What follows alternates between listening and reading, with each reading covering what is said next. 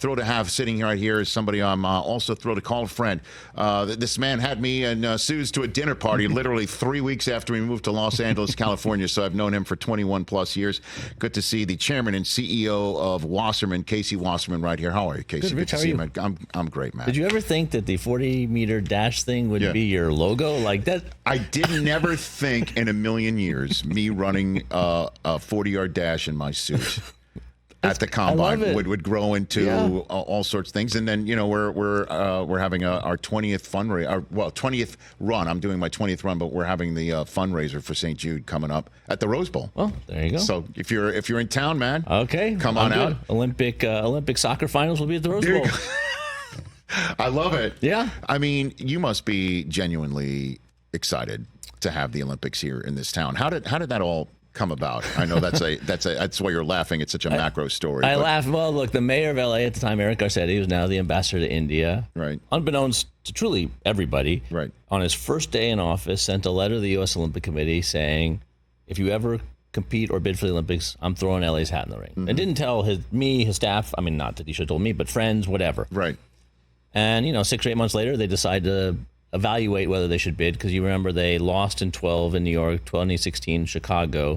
They took the 2020 bid off because they were so dismayed that they essentially got first round eliminated for both those bids. And they're like, okay, we got to try this again. And so they ran this process, and he asked me, hey, I have a bid, we need a CEO, do you have any ideas? I gave him a few friends who are at the end of their careers or retired or in between jobs, would be good for like a 6-month project to go put a bid together. And I said, but by the way, this is a terrible idea because we're going to lose. Like, the IOC does not love America, generally speaking, just for the record. So bad idea, but here's some people.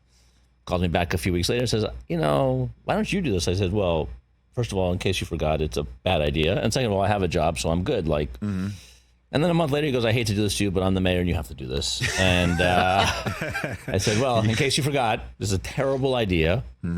And it just proves the old adage that you can't win if you don't play the game. And so, got to be in it to win it. You do. And so we started this process, and the one thing we committed to each other was that we were going to do it our way, authentically. We weren't going to try and pretend to be stuffy Europeans. We were just two young, relatively young guys from LA. We were going to be authentically LA, embrace that we're a different kind of American city, and just compete. And started against Rome, Hamburg, Budapest, and Paris. And lo and behold, Hamburg first, then Rome, and then Budapest all dropped out for different reasons. Left with LA and Paris, and I had come up with this idea in that time zone, which was like, Paris would have lost, one of two things was certain to happen in 2024 bidding. Paris would have lost 4 consecutive bids, or the 3 largest cities in America would have lost 3 consecutive bids. And if you're the IOC, one of those two things happening is a bad result. And so I said, just give us each a games. Like, it's not like there's a list of 100 people who want these things. These are 2 incredible global cities. This is like declare victory from the jaws of defeat. Right.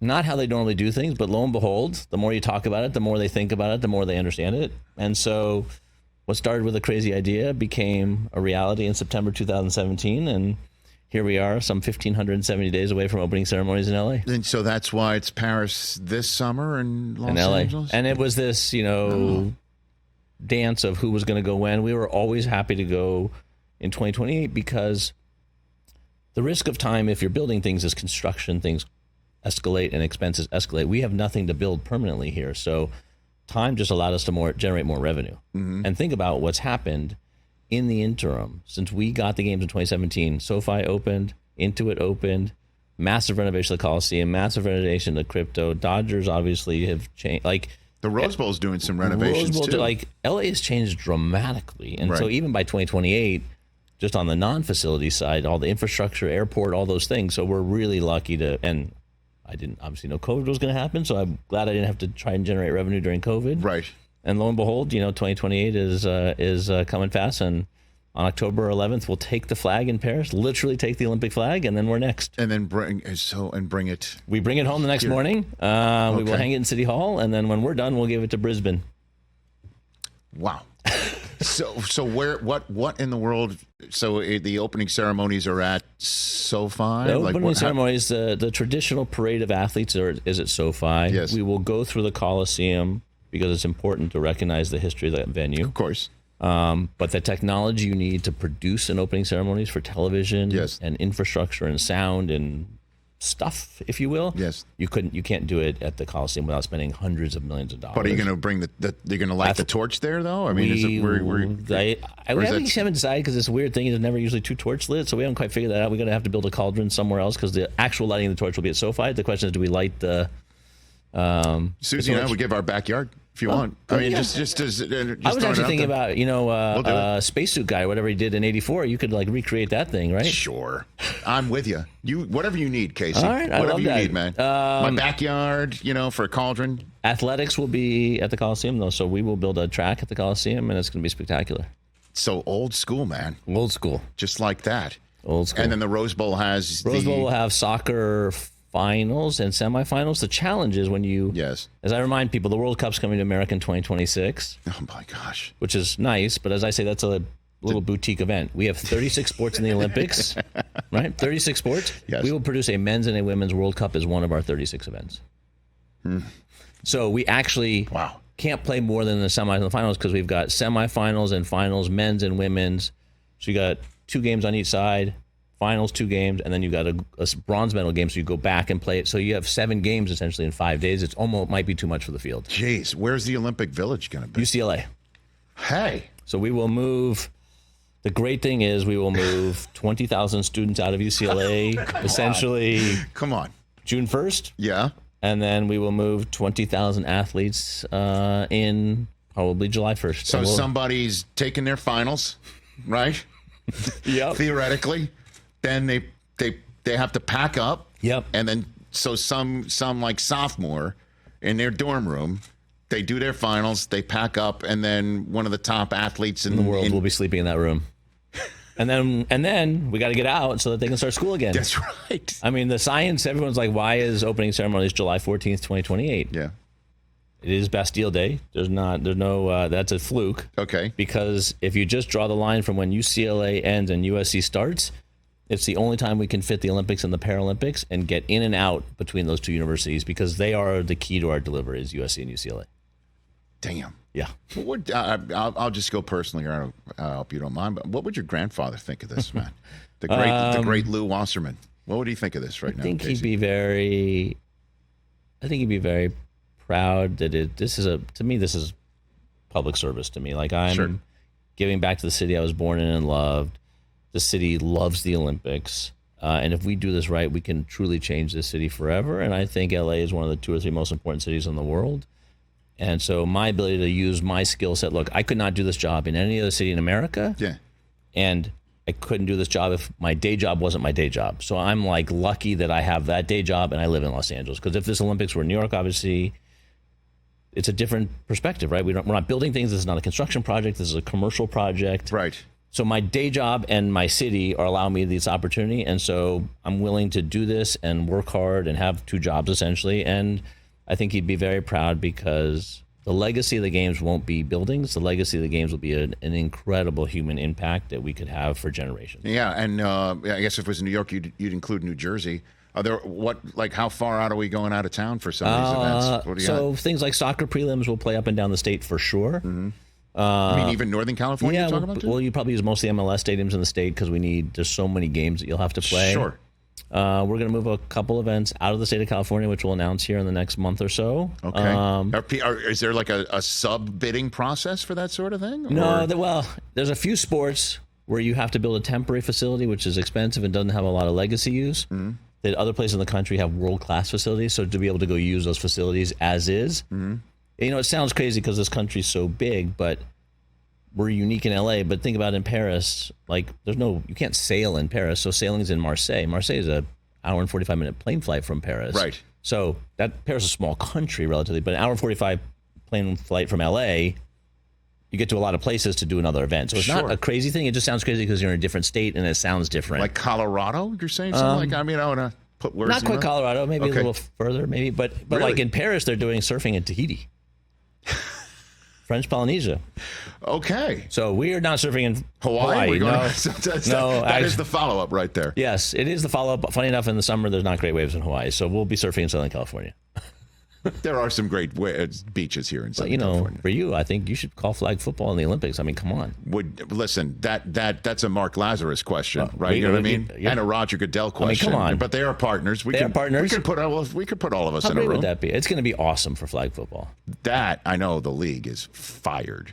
They're fired up. And you know that in 1932, it Yes. wasn't flag football; it was American football. They didn't have other countries, but they had four west, they had north, east, and south. Yes. Team playing 11 on 11 football, and like Pop Warner was one of the coaches of the 1932 Olympics. It was a demonstration sport in 1932. Well, I know a ton of NFL players have said they want to do this. Oh, it's crazy. Like, You know. it's crazy how excited they are.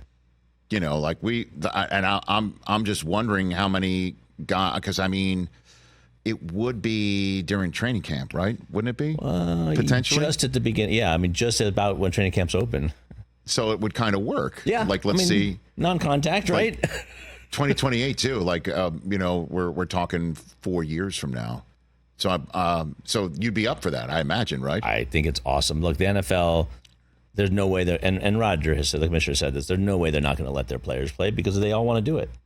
I mean, I've run into a bunch of NFL players like, even if I'm retired, I'm coming back. Like, it's crazy. What's the one aspect of sports, Casey, that you're surprised is an actual, like, televisable sport that you're like, you can't believe? Or an event. It could be an event. It could be anything that you can't believe. I could offend a lot of friends of probably both of ours, but pickleball I don't understand as a televised sport because people, I think I have a fan in the room. People confuse, just because people play a sport doesn't mean people want to watch people play a sport. Right. And the reason so many people play pickleball is because it's accessible. It's not that technical. So do you play it? No, but watching, I mean, I have played. But watching pickleball on TV and these leagues is like it's one of those things where like people are so desperate to own a league or own something or create something new. Yes. It's like they forget the kind of the fundamentals of like it's not actually that interesting to watch, and therefore it's not actually a good business. I haven't really watched it. Well, you're lucky. No, I play it. I enjoy it very much. They don't have like a kitchen cam. They don't have like there's no ways to spice it up. No, but you can play it. You can play with Suze. You can play. It's fun. It's easy. It's accessible. It's a pretty even playing field. Yes, which is why it's so popular. Correct, but that doesn't mean it's a sport It's also popular with like chiropractors. Oh my God, and physical therapists. 100%. I know some physical therapists say that pickleball is their number one multiplier of their business. It's like when everyone was into CrossFit for a while, and everyone was blowing their backs out. But it's like pickleball's the new version. Okay. Yeah. All right. So Casey Wasserman, scratch pickleball off the list. Take care of that. 844-204-H number to dollars. We mentioned we're right here live on the Roku channel, and the Rich Eisen Show radio audience is returning to us right now. Back on the Rich Eisen Show radio network, sitting at the Rich Eisen Show desk, furnished by Grainger with supplies and solutions for every industry. Grainger has the right product for you. Call clickgrainger.com or just stop by. I figured, Casey, you wouldn't mind me selling some soap right here. Casey Wasserman, chairman and CEO of Wasserman, right here on the Rich Eisen Show. So I cannot believe we're in Big Ten country. It just blows my mind that we are sitting here in Big Ten country. Why are we sitting here in Big Ten country? Why do you think UCLA and USC leaving for the Big Ten, and then we all know Oregon and Washington joining after that? Why did that happen? Because what has happened is the difference between the haves and the have-nots got so severe economically that you either are, which is what you're going to see, or as you're on the verge of happening, you're in the Big Ten or the SEC, and to be clear, the Big 12 and the ACC are at least a step down. And if you're not in that ecosystem, you might as well play, and there's nothing wrong with it, but you're playing Ivy League sports. No scholarships, more than club, less than big boy football and all the other D1 sports, because USC and UCLA's economics, day one of this Big Ten calendar year, is incremental $40 million of revenue by doing nothing other than switching a conference. That's it. Just by going from the Pac-12 to the Big Ten, they will get an extra $40 million a year. And what people miss is, so yes, we can talk about NIL, and that's a big piece of this. But the other part about the ecosystem is the coaches' salaries, the facilities, the infrastructure. By the way, what the women's softball coach makes, what the baseball coach makes. There's so much money in the Big Ten and the SEC that it goes through the whole system, and you can't compete unless you're part of the system. So UCLA can pay our women's basketball coach, Corey Close, who's great. She pays a lot. She could pay a lot of money. If she went to the SEC, she'd probably make 3x. Like, so if you're not in the Big Ten, you're losing, and you just become essentially a developmental system for the Big Ten and the SEC. And as I like to say, it's not an accident that the Big Ten and the SEC look a whole lot like the AFC and the NFC. Because that's where it's going. 100%. I mean, it's going that way where because NIL is part of this, and so is transfer portal, and so is scheduling. It's all stuff that has no codified, writ large, coast to coast, everybody involved guidelines. Correct. There's no one governing body that has 100% everything locked in, where everybody's scheduling the same, everybody deals with NIL the same, everybody deals with transfer portal the same. And the reason why they don't deal with it the same is, as you said, there's haves and have-nots. And there's only one way for this to go, is that everybody who has the same issues financially and has the same standing financially will get together and figure out how to deal with all of this stuff themselves. Correct. And the question is, who is the entity that puts that thing together? So the only entity with the ability, I'm not sure capable or qualified, but the ability is the federal government. Well, that's not happening. It takes national legislation, but here's the part people miss or underestimate. If you're a senator from Mississippi or Iowa, you kind of like the system the way it is. Are you really going to take away from yourself to prop up the Big 12 and the ACC and these other conferences to lift everybody? Or do you like winning the national championship every year, or being having the SEC get in, Big 12 get a disproportionate share of income? You're asking people to be truly magnanimous for something that is truly local and parochial to their states and their environment. That's a hard thing to do, to get, two senators from Georgia to say, yeah, we're going to take money away from the University of Georgia, who wins national championships, the pride of the state, and we're going to give it to Washington State. Well, that's why the federal government can't be involved. Correct. I'm just saying that maybe the way that I look at it is the college football playoff system and who's involved and who's eligible to be one of these now, what is it, 6 seeds, I guess, that get buys, because it's going to be 14 teams at some point. That's the edges of we're now, whoever's involved in that and is eligible to be a seed in that, we're forming who the haves are. Correct. And so the question is who is going to be the commissioner of something like this? And then what does it mean to make the players employees of this system, and what that means for amateurism and student athletes? It's scary on a whole host of levels, and I think we're at this turning point, which is college football is absolutely the second most popular and valuable sport in America. It's not even a question. The question is, do they monetize that opportunity and keep all the money in college football and don't share, and sort of college football becomes its own entity away from the NCAA? So do Michigan basketball and UCLA basketball are part of the Big Ten, but college football is its own thing. There's Michigan is in that, but it's not really a Big Ten thing. It's really just a college football thing. And then Michigan basketball and UCLA softball are over because there's no money.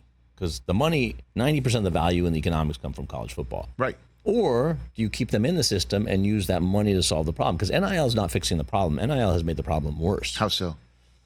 Well, and it's certainly with what's happened at Dartmouth with the unionization and what's happened in Tennessee, where it's explicit pay for play. There are no rules. You can literally just pay for play. NIL is truly just pay for play. And where are you going to spend your money? You're going to spend money where you drive revenue, and you drive revenue in football. So you are just making the rich richer in that system. I think the average NIL deal in the country is $500. Is that right? But Ohio State says it costs them $13 million a year to maintain their roster. I mean, Ryan Day says that publicly. That's not a secret. I can assure you, in terms of Title IX, he's not spending $13 million. Ohio State's not spending $13 million a year on their women's programs. And so it's just made college football way more outside the system. And the problem is all of our sports, that the Olympic sports, if you will, or basketball and all the Olympic sports only exist because football provides so much of the economics to subsidize those. So why can't we connect what you and I are saying is inevitable to the rest of the collegiate athletic system that we all think is absolutely necessary to stay? We have to. And I think people need to understand. Thus the commissioner. You got to get somebody who's figuring this stuff out. And I think we can agree the NCAA ain't it, right? They don't. They're not. They don't have the control or the purview clearly, because it's very clear the conferences, commissioners at a minimum, and the university presidents are running the system. You have to keep the money in the system. And by the way, you can't have literally having athletes as employees is a scary proposition. So let's say the president of the University of Michigan, teachers are part of a union, the janitors, the workers, the staff are a union, the athletes are now a union. You got different unions. Let's say if, collective bargaining for Michigan football team, I'm certain they would say, well, when we play Ohio State, we don't have to go to class that week. I mean, that's not an unreasonable work condition request. It's untenable for a university president to have students as employees. You can't have employees being taught by employees. It is truly. Now, I'm not saying that the system is appropriate without athletes getting some compensation.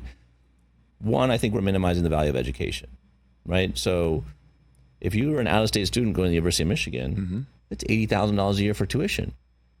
However, there's 3,000 freshmen or 4,000 freshmen, and there's probably 100 freshman student athletes. Those 3,900 others would probably do what the 100 have to do to get free education. So let's actually talk about how valuable education is, because most of these athletes aren't going to be professional athletes. So the education is a big value driver. We're talking as a country about spending $1 trillion to wipe out student debt, but we're now minimizing the value of education for the student athletes. It's a weird thing to be saying. And then let's create a system where they can earn money. I think the proper way to do it is on a much more level playing field, a transparent playing field, and a consistent playing field. And it accrues while you're a student. And when you leave, you get your money. But this transfer portal, unlimited free agent, no salary cap system doesn't work, because if it did, every league would operate that way. But it doesn't work because it runs amok. And so we got to get controls over the system. We have to remember that it is college sports. And by the way, in this country, all of our American athletes who are Olympians are trained in universities. So if we lose that system, we don't have Team USA anymore. Our athletes, our government does not provide funding to the U.S. Olympic movement. There's zero federal dollars go to any part of the U.S. Olympic movement. All of our athletes are trained in colleges. And that's a great source of pride, and that's going to evaporate. Casey Wasserman here on the Rich Eisen Show. So we've established the fact that there's no rules for a lot of this stuff, or there are rules, they're not enforced. And, NIL is definitely now being used more as an inducement, 100%. Which is not the reason why it's supposed to have existed. Correct. And then the transfer portal, it's nuts. It's nuts. You have to recruit your own players after you've recruited them. Correct. And it's also in collegiate basketball. It's open now during the NCAA tournament, which is nuts, right? Then there's scheduling where it's sometimes it's Cupcake City, to use the Dick Vitale phrase. And so there's more for coaches to do, which is why, shall we say, some coaches just don't want to do it anymore. No question. And it seems like you at UCLA had that happen with Chip Kelly. Is that what happened? 100%. One, the challenge is, if you were hiring a head football coach today, that stuff is in your job description, right? You can't say, well, I don't like NIL, so I'm not going to deal with it. You can't. It is what it is today, and you have to deal with it if you're going to be a college football coach. He didn't like it. He didn't like the thing. He also didn't like the fact that, go back to the heyday of USC under Pete Carroll. Go back to Carson Palmer and Mark Sanchez and Matt Leinart, and come in, you redshirt a year, you sit on the bench a year, and then you start. Quarterback after quarterback. In this day and age, if he's not starting as a freshman, they leave. Like, you're not developing players anymore. And Chip is an old school football coach who likes to develop players, and he lost that because he had to kowtow to players. We had Dante Moore. He didn't play him. He wasn't ready to play, and so he left. Now, that may not be best for his career, but he has that freedom now, and I'm not sure what the long-term implications of that for. So Chip really just got fed up with the environment. The fact is, it's part of the job, so it is what it is. It'll be interesting to see how long he stays at Ohio State as an offensive coordinator, because I'm sure he wants to, continue to prove his ability to be a leader and to be a coach. But I think he just needed a reset for himself, and you can't, in this day and age, not dealing with that stuff is not optional. Because before he left, he had a soliloquy from the podium about exactly what you and I have just spent the previous 10 minutes talking about, which is like separate football from the rest of everything else. Let everybody else continue on in a more of a sensible regional setup. So UCLA golf doesn't have to go fly 3 time zones to maybe play.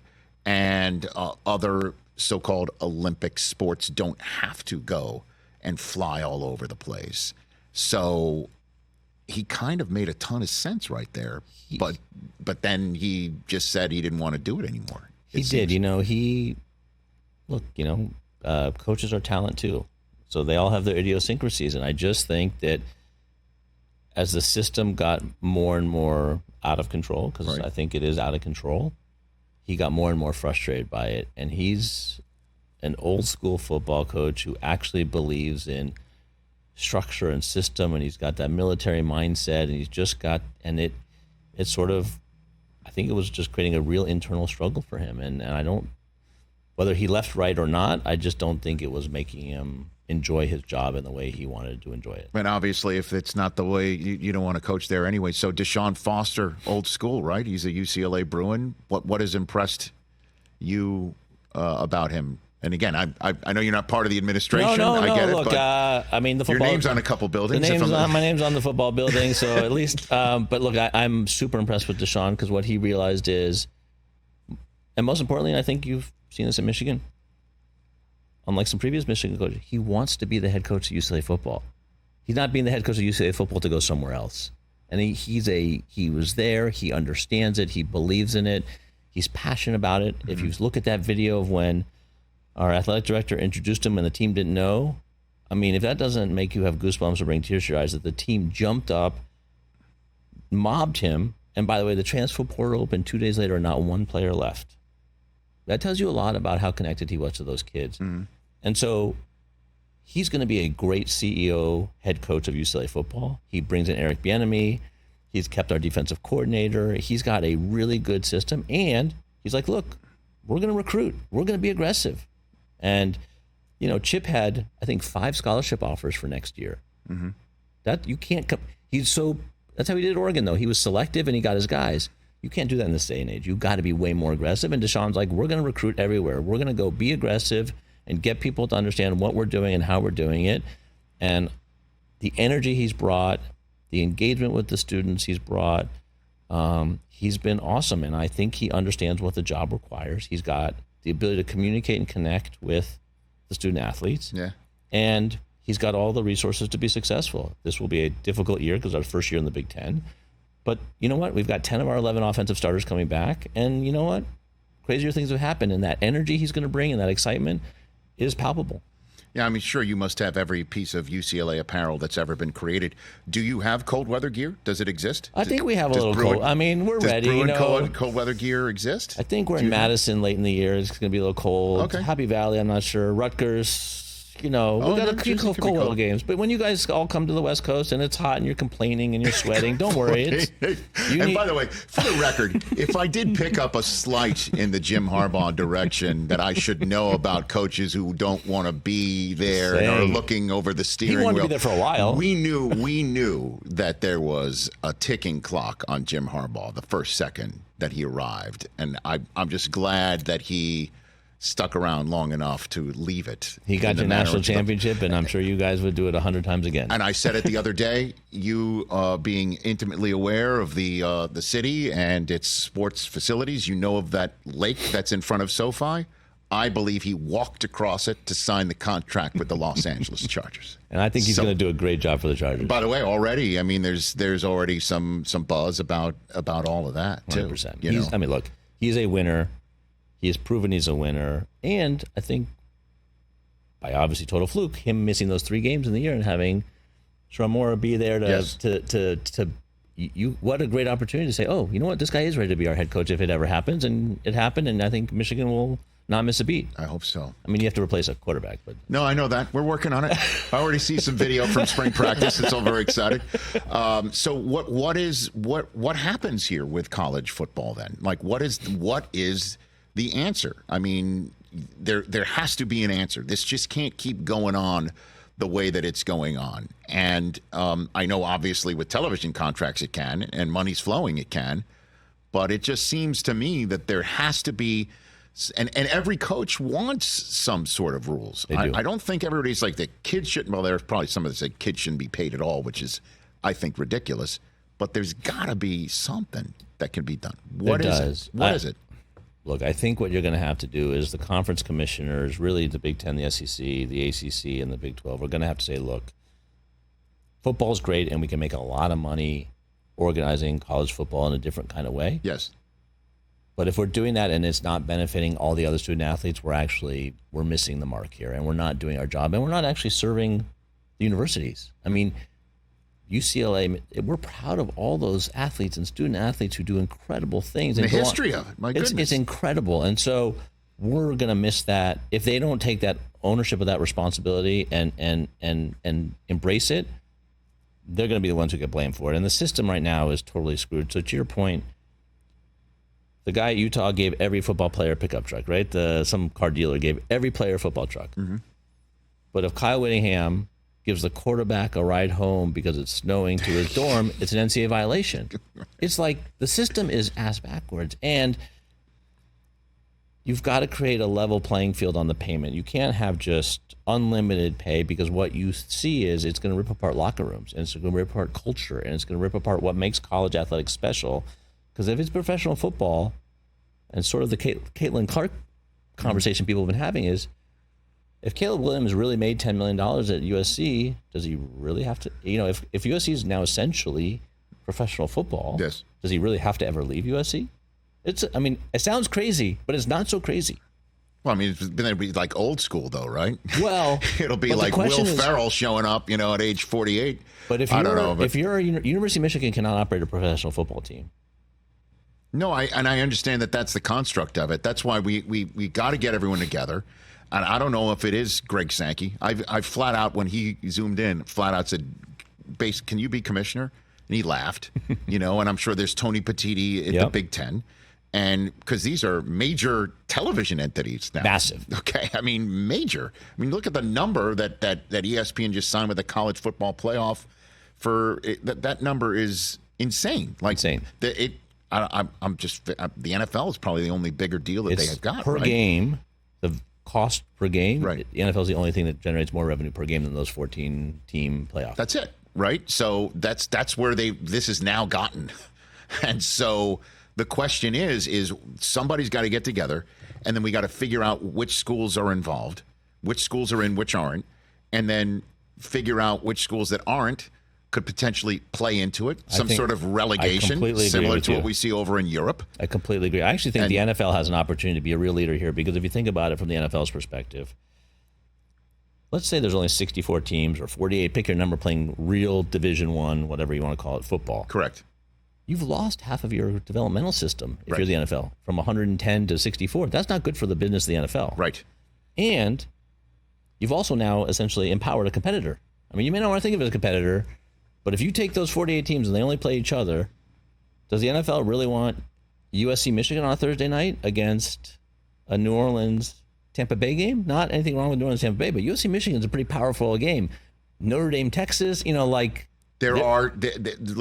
you know who you're talking to, right? You know there's a roof over my head, and I love being an NFL guy. Yes. But there are some college football rivalries that over two teams that, say in late October, are 3 games under 500 apiece. It's not even close. It would be a dicey and so battle. I actually think the ratings. NFL can be a leader and say, look, the economics of college football need to change and be recognition of the money that's created and the value that the players drive. But let's not lose sight of the value that college football can support the entire ecosystem. Mm-hmm. And I actually think the NFL can say, look, we can help solve the problem, not take control of college football, but sort of create the pathway. Yes. And use that as a means to save all these Olympic sports that are good for this country. And by the way, the other thing, think about Paris Olympics this summer. there'll be 100 athletes competing in Paris for countries not United States, not the United States, who went to college for free and got their athletic training at American universities. We train our competitors. Talk about power and soft power and that's a powerful thing. All those things are going to go away if we don't fix this problem. So you think the NFL could be the entity to actually come in and push right. the institutions to do what's right to maintain the sanctity of non-football sports? I think the NFL has a real opportunity to be a leader in that movement. What do you ever have a memory of Jerry Buss? Yeah. When did you first meet him? When you were a teenager or something like that? Yeah, I met him when I was a teenager, and he was the one thing I always loved about watching him is he wasn't the owner who sat on the floor. He sat way up in the back at the forum. Maybe he didn't want to be seen what was going on, but he sat way back up in the forum. And if you just think about successful owners, yeah, he hired incredible people, and for the most part, he'd let them do their thing. And the one thing I heard him say, he told me this, what he realized, and it sort of came out in that Winning Time show. Yeah. He says, this is LA, and when people come to visit LA, they want to see a celebrity. But where would you go? If someone came to visit you, where would you say to go? You don't even know where you'd say to go, except a Laker game. He wanted to make sure that you could always see a celebrity because he knew in LA that would be the special attraction. And to this day, it's true. If you want to see a celebrity and someone comes to LA, the best place to tell them to go is a Laker game. And it's actually a pretty crazy, powerful thing he figured out. And you know where to find them. Exactly. Put them right there on the floor. Correct. It's genius. And so when they also televise it, they see who's sitting right there. So the attraction of the Lakers is unique and special. And he figured that out before I think anybody realized the power of celebrity. He told you that? He literally said that to you? He literally said, I knew that people want to see him, and I knew that we had to be the place to go see him, and it was something that no one else could do. Because I guess, did they create Celebrity Row, essentially? Essentially. I mean, because I know Madison Square Garden, when the Knicks were winning, there's Dustin Hoffman, there's Woody Allen, or whatever. The Lakers were the first. Yeah, right there in the old Forum. Man, which is now, I'm going to see Bruce Springsteen there in a couple of weeks. It's kind of crazy what the hell that's become. This whole It is scene. weird. When you walk back in there, I went to see Madonna, and you walk back in there, and you're like, yeah. Where's the James Worthy banners? You're looking for them. I don't even know if they're probably not there anymore, obviously. No, they're not back there. Here on the Rich Eisen Show, Casey Wasserman still here. So you mentioned in our conversation the Caitlin Clark deal that's on the table from Cube for the big three. $5 million for her to do that. Is there a way for her to do that and the WNBA, do you think? I mean, practically, probably. Right. What I would say is she's a bit of a unicorn, so I'm sure she can make $5 million off the court as part of the WNBA from endorsement. She can do that, I do believe she's that big an athlete and that big a star right now. And I think what she will embrace is she has the ability to elevate the WNBA in a way maybe no athlete ever has. For as incredible as some of these WNBA players in the first 25 years have been, and is Diana Taurasi the greatest women's basketball player ever, Caitlin Clark at this moment in time, if Diana Taurasi was Caitlin Clark, it would be Diana Taurasi today, but Caitlin Clark today, given what has happened in the last 5 or 6 years around women's sports and the energy and the momentum, she can transform that league, and the economics of that and the reputational benefit of that and the legacy part of that is going to be actually incredibly powerful, and I think she will embrace that and not just chase $5 million for the big three.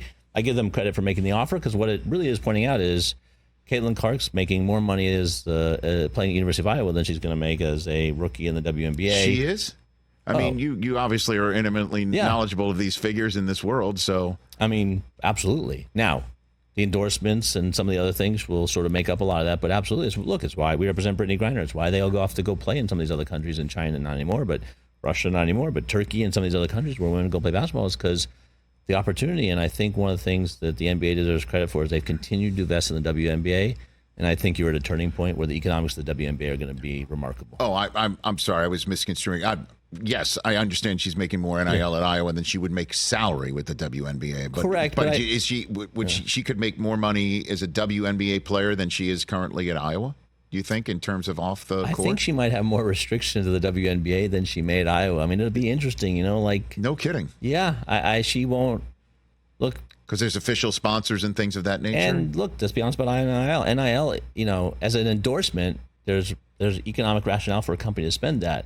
Some of the NIL money is not based on rational economics, on irrational excitement about University of Iowa for her. And so it's an interesting, switch to flip for her when she goes from being an amateur getting money for whatever to a professional getting money for very specific purposes. And, she's got to have a lot more obligations on her time. Just because I want to have your back, when you say irrational, you're not saying people are irrational for loving Iowa. You mean rabid. You mean rabid love for Iowa Hawkeye program. Non-economic spending for players. How about that? I don't want to get you in trouble with the nation's heartland, sir. No, I think, I was great. I know that. We enjoy playing. We enjoy going there in the Big Ten, right? I mean, come on, we're ready. We're ready. You've been in the Big Ten for 2 seconds. I don't even think we're in yet, actually. I don't know when our first game. I think football's probably. It's because the Pac-12 is still the Pac-2. But the Pac-12 is in the tournament. Correct. They play in the tournament. Correct. You had to rub that in. Both of our teams aren't there, so I understand that. So Caitlin Clark, because when I was there. At the combine in late February is when she it was apparent that she was going to be a WNBA player, and that they're going to get her because they're in Indianapolis. They've got the first overall pick. People were jammed. They were psyched. They were fired up. They were talking about it. It's in remarkable. Bars and stuff like that. It's remarkable, and she is. The talent in the women's game has changed dramatically. By the way, the women's game is. You might be able to name more stars in the women's game today than you could in the men's game. Hey, man, if I was given a choice of watching South Carolina LSU, or, in women's, compared to, obviously a diehard rivalry right now in men's, I would choose the women's game right now. I agree. I would absolutely want to watch. I can't wait to see. I hope they play each other again. I would. My daughter, after she won, I should say, Taylor won her All-Star competition. Yes, her tournament. We went home and watched Caitlin Clark's first round game, and even her first quarter, she didn't do very well. No. So, But think about, Kiki Rice and Angel Reese and Paige Becker. They're superstars, and if they all end up, the women's Final Four this year could be. In some ways, depends on who the men bigger than the men's tournament. Casey Wasserman here on the Rich Eisen Show. Okay, so before I let you go, which sport, name it, would you say has got the biggest growth potential over the next 10 years? What do you think? Football, soccer, I would say still, because I think you're going to, just like the NFL has done an incredible job of taking their games overseas, real games overseas, I think you're going to start to see European professional football games played in the United States. It is the biggest sport in the world, and this is the biggest sports market in the world. And I think that is a big upside. Look at what Messi playing for MLS is doing for MLS. It's stunning. But if you had a Manchester United-Chelsea match in New York, and you had a Real Madrid-Barcelona match in Miami, and you had those level of games in American cities like the NFL, they count. They're real games. Right. That could be massive. And I think the other thing... Is that going to happen? I would be shocked if it didn't. There's a lot of, soccer is very... The emotion around soccer, as you saw with the Super League, is unlike most American sports, right? We get upset if a team moves, but this was a whole other level. So they're going to have to work through those things. The other thing is I do think the NBA, because it's such a global sport, is going to have a real opportunity to continue. The Olympics this summer will be interesting. The best player, essentially the best player in the world is not American at the Olympics this summer, right? It's Jokic. You wake up in 4 years, because this is our last team with Steph and LeBron. These guys are in 2028. I hope U.S. wins a gold medal this summer, but I'm not sure you'd bet on that. And 2028, think about the way the NBA is going, their international reach and the power of that. Yes. Sport to reach people all over the world and be an accessible sport to play, that's a big opportunity and going to continue to grow. But soccer is massive, and its ability to exploit and take advantage of markets that it's not in today is pretty extraordinary. And I think I think you're going to see a lot of it. 45-year-old LeBron will be playing for the Los Angeles in the Los Angeles I would like Olympics. him to play in Los Angeles. That would be thrilling for me to have. Like the Tom Brady version of LeBron. Exactly. You know what I mean? He doesn't have to play a whole lot. He could just come, and intimidate and do his thing, right? And whatever. You just need what? You just need a dozen minutes, right? That's it. Yeah. 12 minutes. Yeah. I think a 45-year-old LeBron will give you that. I agree. 84. Bobby Knight was the coach. Michael Jordan played. Dude, we were talking about that with. We were talking about the dream team with Christian Laettner the other day. like what he must have been. Can you imagine being him on that team? I know. He was saying, like he just walked in and he didn't say a word. I'm sure he did. Which is one of the few times for him. I'm sure they didn't talk to him. To actually do that. And so in the last 2 minutes I have with you left, the first celebrity sighting of your life. Your grandfather brought you around. What do you remember? First celebrity sighting of my life. That's a good question. I will tell you one of the coolest celebrity sightings. I can't remember the first because now I'm getting old. But the coolest one, I was in Europe with England with my grandfather, and someone yells "Lou, Lou," and I turn around and it's Don Shula, and he just won 325. I'm like, wow. Don Shula was like saying hi to my grandfather. That was cool to me. Come on, man. I thought it would be Nicholson. It would be, Look, I grew up around Hollywood, so I want to know the sports stars. Like, I have the story that when I went to Wimbledon, I made my grandfather introduce me to Phil Knight because I was obsessed with Nike and Phil Knight. And my grandfather was like, why is that guy wearing shorts and a straw hat when we're all in suits and ties? And I was like, that's because he's Phil Knight. He's the coolest guy in the world. So, like, I wanted to meet the athletes and the things. I didn't want to meet the celebrities. So Don Shula. I mean, I wouldn't think that would be the answer, but okay. I know, but Don Shula was like a legendary guy. I know that.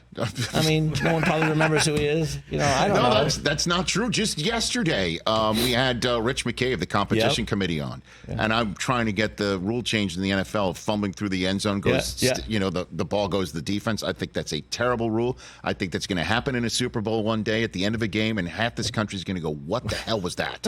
And I'm trying to head things off with the pass because, again, there's an I in Rich and Eisen. I'm a team player. Yeah. So I said to him, what gives? Because I thought this was some momentum this year to change the rule.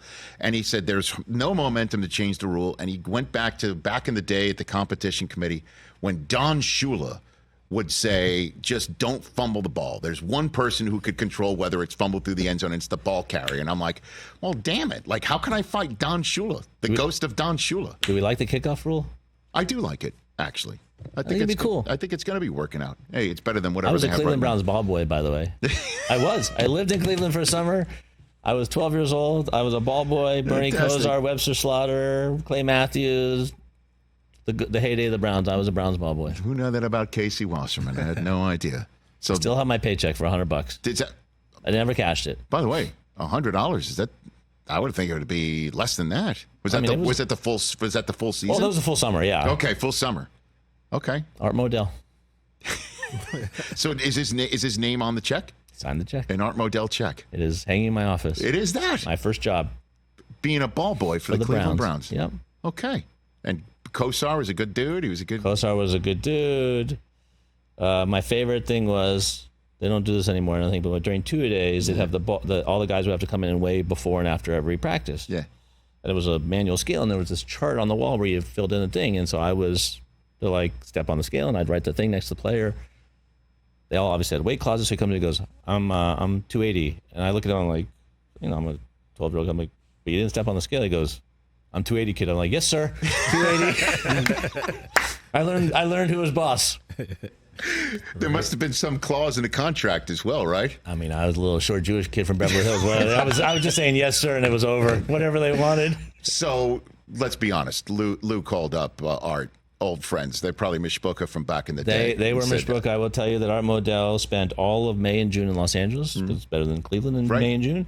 And he was really good friends with my grandparents, and Art knew I was obsessed with sports and said, you know what? So I actually lived with Art and Pat Modell in their house, and he drove me to training camp in Berea every day and picked me up on the way home, and I spent a summer with the Browns. You're the man. Thanks for coming on, Casey. Thanks for having me. Catch the Rich Eisen Show every single day on the Roku channel, 12 to 3 Eastern, for free.